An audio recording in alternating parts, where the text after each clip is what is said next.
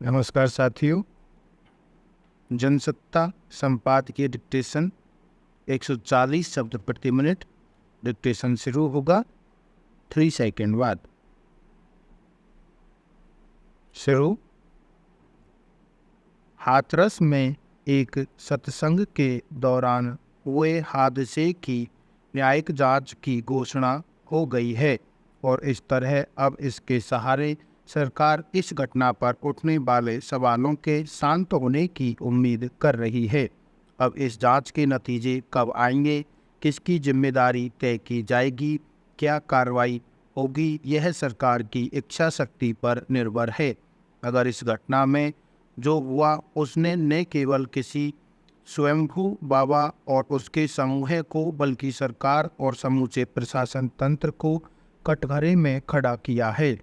हालत यह है कि एक बाबा के कथित सत्संग के आयोजन को लेकर तो सभी स्तरों पर लापरवाही बरती ही गई।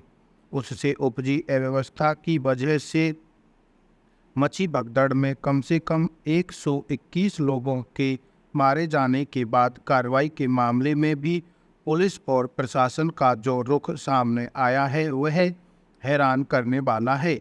खबरों के मुताबिक भगदड़ के बाद 6 सेवादार भाग गए थे, जिन्हें बाद में गिरफ्तार कर लिया गया, लेकिन मुख्य आरोपी को पकड़ने के लिए 1 लाख रुपए इनाम की घोषणा की गई।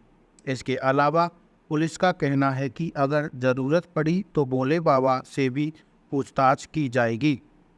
हालांकि इसका कोई संतोषजनक जवाब सामने नहीं आया है कि बाबा का नाम पुलिस के पास दर्ज प्राथमिकी में क्यों नहीं है। सवाल है कि आस्था के नाम पर सामने आई त्रासदी के लिए अगर सत्संग के आयोजकों की जिम्मेदारी बनती है तो इस व्यापक लापरवाही में प्रशासन की भी अपनी जवाबदेही से कैसे बच सकता है। 80,000 लोगों की जुटान की इजाज़त दे दी गई और 2.5 लाख लोगों का जमावड़ा हो गया, तो यह किसके आंख मूंद लेने की वजह से हुआ। इतनी बड़ी तादाद में लोगों के वहां आने के बाद प्रशासन ने ऐसा किया ताकि आपात स्थितियों में बचाव हो सके। जिस राज्य में आए दिन सरकार किसी भी कोने में छिपे अपराधियों को काबू में करने का दावा करती रही है, उसमें पुलिस और खुफिया तंत्र के इतने बड़े जाल के बावजूद भोले बाबा कैसे फरार हो गया। सब कुछ दुरुस्त होने के दावे के बीच एक बाबा भारी संख्या में लोगों को जुटाकर अपनी महिमा का बखान करता रहा। फिर भगदड़ के बाद उसके फरार हो जाने पर पुलिस उसे पकड़ नहीं पा रही और प्राथमिकी तक में उसका नाम नहीं है, तो इसके पीछे क्या वजह है। सच यह है कि इस तरह बाबाओं के समाज या साधारण लोगों के बीच पांव पसारने और उन्हें मन मुताबिक संचालित करने के लिए भी सरकार की जिम्मेदारी बनती है।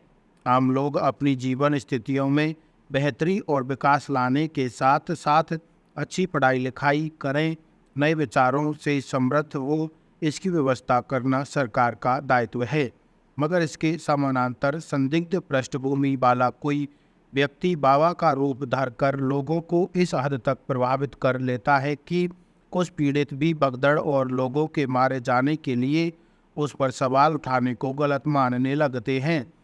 आस्था के नाम पर इस तरह के सम्मोहन की स्थिति पैदा होने को लेकर क्या सरकारों की कोई जवाबदेही नहीं बनती।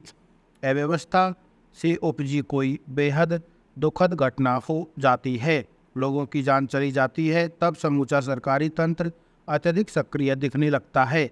अफसोस की बात यह है कि जब ऐसी भयावह घटनाओं की भूमिका बन रही होती है तब सरकार बेखबर रहती है। अगर समय रहते थोड़ी भी सक्रियता दिखाई जाती तो शायद ऐसी त्रासदी से बचा जा सकता था। मणिपुर का दर्द।